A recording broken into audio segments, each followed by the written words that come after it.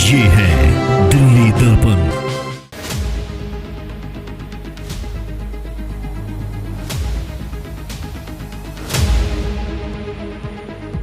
निजी बिजली वितरण कंपनी टीपीडीडीएल ने केंद्र सरकार द्वारा बिजली उपभोक्ताओं के अधिकारों की रक्षा के लिए बने नए नियमों का स्वागत किया है।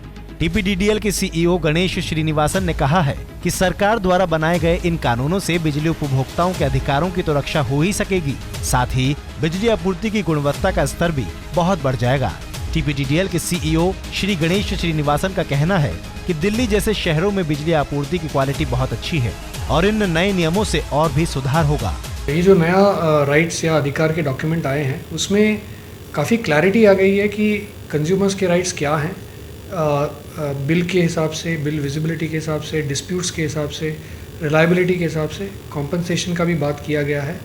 और काफ़ी सारे जो नए चीज़ हैं सोलार के हिसाब से, फॉर एग्जांपल सोलर रूफटॉप में जो कस्टमर्स को कभी कभी परेशानी होती है डिस्कॉम से सोलर रूफटॉप कनेक्शन लेने में, वो सब स्ट्रीमलाइन हुआ है और सारे जो ट्रांजैक्शंस हैं उसके टाइमलाइंस वगैरह डिफ़ाइन किए गए हैं।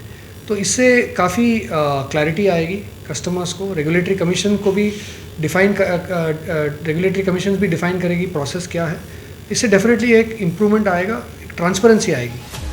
पावर मिनिस्ट्री द्वारा तय नए नियमों के बाद बिजली कनेक्शन लेने से लेकर बिजली बिल रीडिंग, बिजली संबंधित किसी भी तरह के विवाद के निपटारे के लिए समय सीमा तय की गई है।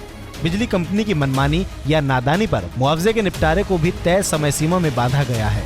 निकट भविष्य में सौर ऊर्जा से जुड़े मामले राज्य सरकारों को बिजली के रेट तय करने के अधिकार दिए गए हैं। सुनिए क्या कहते हैं टीपीडीडीएल के सीईओ गणेशन श्रीनिवासन। एक आई वुड से दैट 3 चीज़ मैं हाईलाइट करना चाहता हूँ।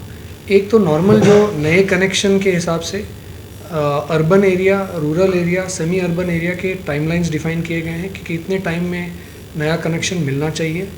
दूसरा है, एक बहुत इंपॉर्टेंट पार्ट है मीटर रीडिंग के बारे में।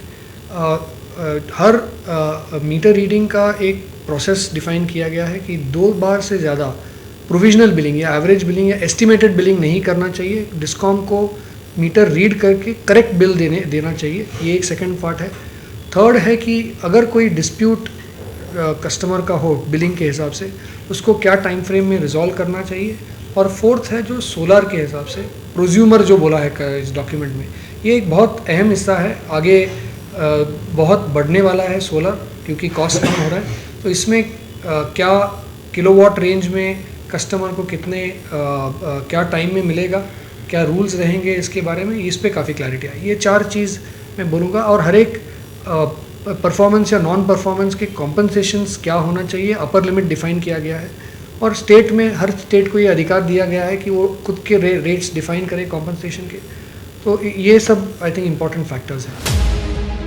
देश में पहली बार बिजली उपभोक्ताओं के लिए 10 नए नियम बने हैं, जिनका मकसद है देश भर में हर आम आदमी तक बिजली पहुंचाना और बिजली के सभी उपभोक्ताओं के अधिकारों की रक्षा करना।